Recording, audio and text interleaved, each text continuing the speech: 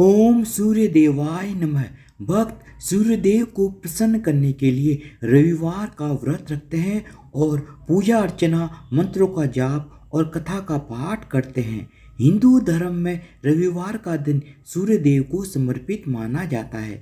सूर्यदेव बहुत ही कल्याणकारी हैं। सूर्यदेव की पूजा और व्रत करने से प्राण ऊर्जा बढ़ती है, कष्ट दूर होते हैं और जीवन में खुशहाली आती है। आर्यवैदिक काल में सूर्य को ही सारे विश्व का कर्ता धर्ता मानते थे।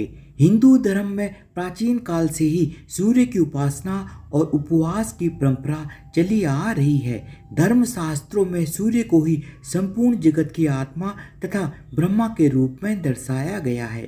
ज्योतिष शास्त्र में भी सूर्य का बहुत ही ज़्यादा महत्व बताया गया है।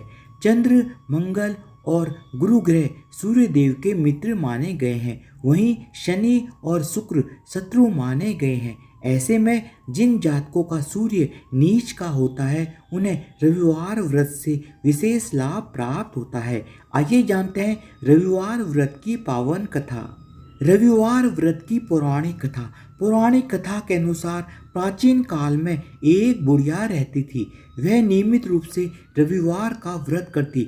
रविवार के दिन सूर्योदय से पहले उठकर बुढ़िया स्नान आदि से निवृत्त होकर आंगन को गोबर से लीपकर स्वच्छ करती। उसके बाद सूर्य भगवान की पूजा करते हुए रविवार व्रत कथा सुनकर सूर्य भगवान को भोग लगाकर दिन में एक समय ही भोजन करती।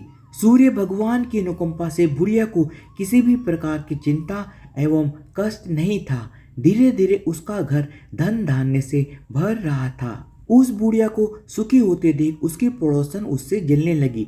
बुढ़िया ने कोई गाय नहीं पाल रखी थी, अतः वह अपनी पड़ोसन के आंगन में बंधी गाय का गोबर लाती थी और उससे ही अपने आंगन को लीपती थी। पड़ोसन ने बुढ़िया से जलकर उस गाय को अपने घर के भीतर बांध दिया। रविवार को बुढ़िया को गोबर न मिलने से बुढ़िया अपना आंगन नहीं लीप सकी।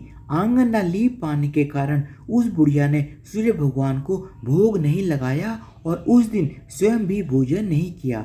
सूर्यास्त होने पर बुढ़िया भूखी प्यासी सो गई। प्रातःकाल सूर्योदय से पूर्व उस बुढ़िया की आंख खुली तो सूर्य भगवान के अनुकंपा से बुढ़िया ने अपने घर के आंगन में सुंदर गाय और बछड़े को देखा तो वह बहुत ही ज्यादा आश्चर्यचकित हो गई।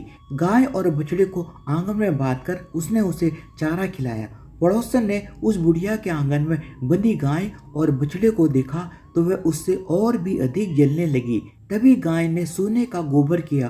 गोबर को देखते ही पड़ोसन की आंखें फट गई।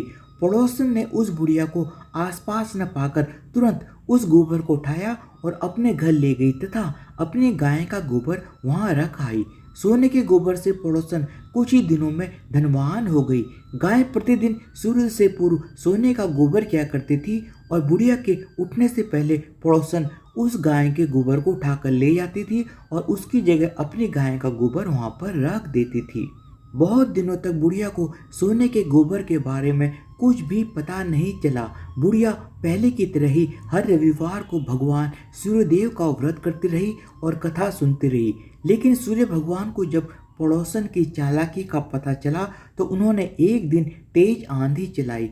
आंधी का प्रकोप देखकर बुढ़िया ने गाय और बछड़े को घर के भीतर बांध दिया। सुबह उठकर बुढ़िया ने सोने का गोबर देखा तो उसे बहुत ही ज्यादा आश्चर्य हुआ। उस दिन के बाद बुढ़िया गाय को घर के भीतर ही बांधने लगी।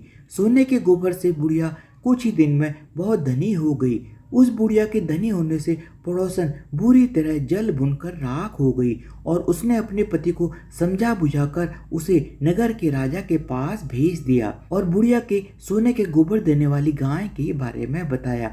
राजा के सैनिक आए और बुढ़िया से गाय और बछड़ा लेकर चले गए। सुंदर गाय को देखकर राजा बहुत ही ज्यादा खुश हुआ। सुबह जब राजा ने सोने का गोबर देखा तो उसके आश्चर्य का ठिकाना ना रहा और उधर बुढ़िया की स्थिति फिर से दयनीय होने लगी। बुढ़िया ने दुखी होकर सूर्य देव से प्रार्थना की।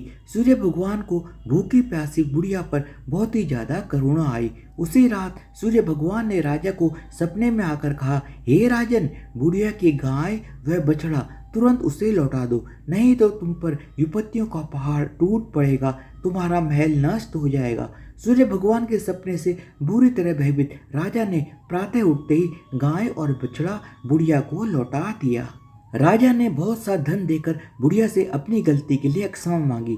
राजा ने पड़ोसन और उसके पति को उनकी इस दुष्टता के लिए दंड दिया। फिर राजा ने पूरे राज्य में घोषणा कराई कि सभी स्त्री पुरुष रविवार का व्रत किया करें। रविवार का व्रत करने से सभी लोगों के घर धन धान्य से भर गए। राज्य में चारों ओर खुशहाली छा गई। स्त्री पुरुष सुखी जीवन यापन करने लगे तथा सभी लोगों के शारीरिक कष्ट भी दूर हो गए। धन्यवाद। बोलो सूर्यदेव महाराज की जय हो।